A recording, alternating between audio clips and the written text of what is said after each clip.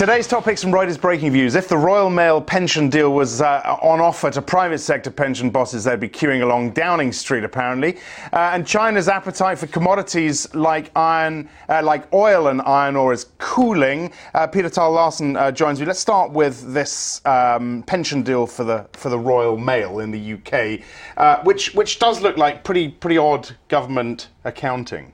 Yes, it's very odd government accounting. They've basically taken what is a net liability, £10 billion, I reckon, 28 billion pounds of assets in the Royal Mail pension scheme, 38 billion liabilities with a present value of 38 billion, and yet because of the way the government accounts for these things, they've taken the asset onto their books and used it to reduce the national debt by a couple of percentage points, but sort of ignored the liabilities. Great. So good for the Royal Mail and good for the government.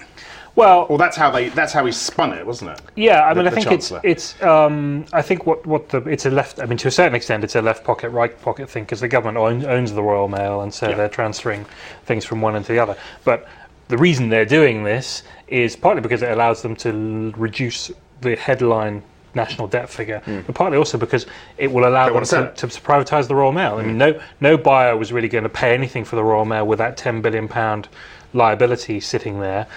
You remove the liability, you can probably get some money for the Royal Mail, but actually you've kind of hidden the liability in the government books. Anything you get for the Royal Mail is unlikely to offset the liability that you've taken on to taxpayers, even though the numbers look a bit better. Robert Cole says imprudent or even desperate on the government's part. Is that the way it's been seen? Is that the way you see it?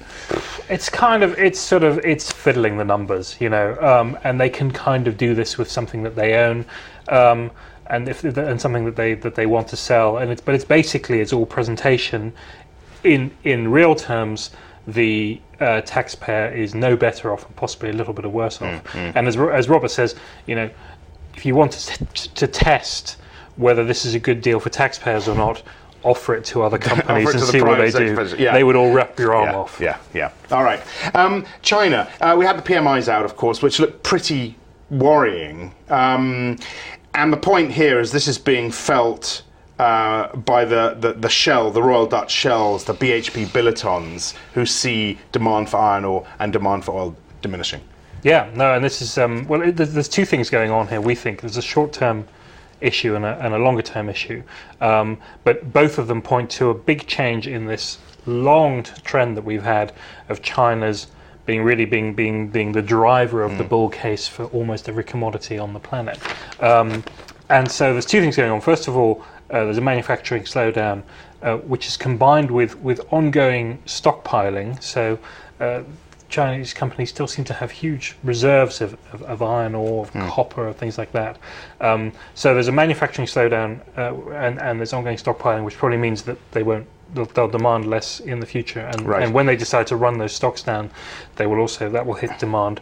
But then in the longer term, there's also what's going on with the Chinese economy, which is that they're basically using less raw materials. They're shifting from heavy manufacturing to lighter manufacturing, and from lighter manufacturing to services, which is in the long term is a good shift, is a shift that China needs to make, but it does affect those commodity prices.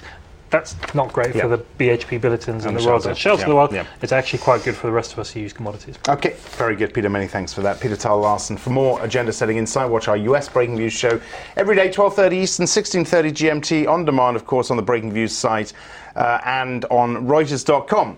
I'm Axel Threlfall. This is Reuters.